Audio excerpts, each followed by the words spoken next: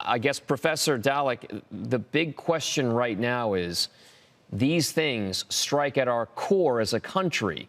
We don't have violence when it comes to politics. What exactly can this do one way or another, if anything, to the confidence in the American economy and financial markets? Yeah. Well, first of all, it's hard to know exactly how violence affects the economy. I think in the moment we're in, though, the instability of the last 6 months and frankly the last 5 years, the political violence adds to that. So we have the tariffs, the trade war, the Iran-Israel conflict, a series of attacks over the past decade, and a period of inflation. And the violence, I think, makes a lot of Americans feel a lot more unsettled.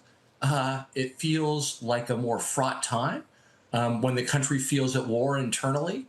And I think that does have even though it may be hard to quantify, it does add to a sense of chaos in the country, the immigration raids as well. And it certainly doesn't seem to benefit anyone economically, in addition to the horror that it is in and of itself. Matt, one of the things you bring up a number of points with regard to some of the stunning developments that we've seen domestically speaking.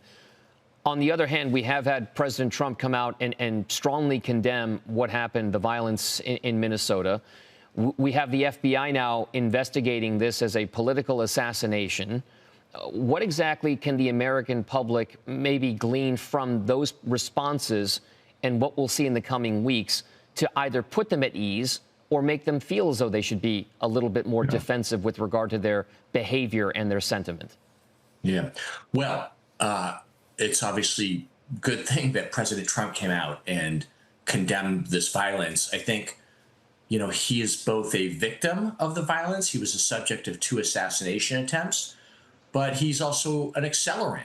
Most of the time, his rhetoric focuses on dehumanizing people, calling them vermin and scum, saying, the greatest enemy to the United States is within, right? Fellow Americans.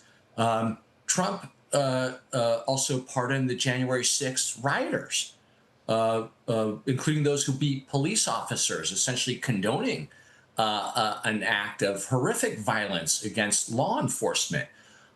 So I'm frankly not optimistic, given the track record, that we're going to have a sustained period of unity or any attempt at serious national healing.